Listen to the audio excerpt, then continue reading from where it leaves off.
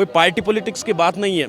पूरा प्रदेश डॉक्टर किरोड़ी लाल का मानता है, पूरा प्रदेश हनुमान बेनीवाल को मानता है, पूरा प्रदेश सचिन पायलट को मानता है। तो जो लड़ाका वास्तव में धरातल पर लड़ेगा, जनता के लिए, लोगों के लिए संघर्ष करेगा, वो लोगों के दिलों में राज करेगा। पार्टी पॉलिटिक्स बाद की चीज़ें हैं, लेकिन अगर कोई वास्तव में सच में युवाओं की आवाज़ को बुलंद करने का काम करेगा, सुख दुख का कोई साथी बनेगा। हनुमान बेनीवाल जी ने देखो झालावाड़ मनोहर थाना की जो घटना हुई, सबसे पहले उस सांसद ने घटना का जिक्र किया। मुख्यमंत्री क्यों नहीं गए?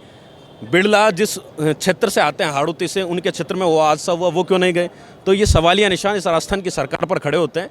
लेकिन दुर्भाग्य है, पिछले 104 दिनों से यहाँ पर पूरे 4 साल से 21 से 25 का वक्त आ गया, लेकिन कोई सुनने वाला नहीं है। सरकारों से हमारी उम्मीदें टूट गई। अंतिम उम्मीद न्यायपालिका की ओर है और टकटकी लगा कि पूरे प्रदेश का नौजवान देख रहा है कि वास्तव में न्यायपालिका ऐसा कौन सा ऐतिहासिक फैसला देगा जो सरकार की बीन बजा देगा। क्योंकि सरकार ने पूरे प्रदेश में युवाओं की अस्मिता को तार तार करने का काम किया है। ये युवाओं के सम्मान और स्वाभिमान का मामला है।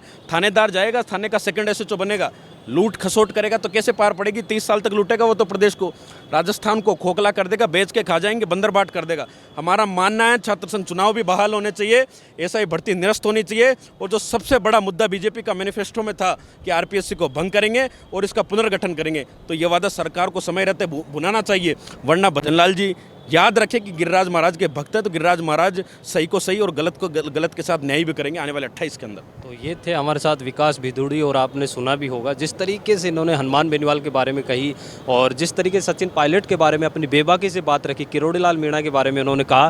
क्योंकि जिस तरीके से ये तीनों ही नेता हैं, ये संघर्षशील नेता हैं, अपने अपने क्षेत्र में इनकी पॉपुलरिटी है। और कुछ नेता जिस तरीके से मतलब आप कह सकते हैं कि आप अन्याय कहीं भी हो, किसी भी क्षेत्र में, वहाँ पर जाने में कतराते नहीं है। तो इन तीनों ही नेताओं की इन्होंने अच्छी बातें भी बताई। और सबसे बड़ी बात यह है कि विकास जो खुद एक अच्छे लीडर हैं, जो कि अपनी बात बेबाकी से रखते हैं।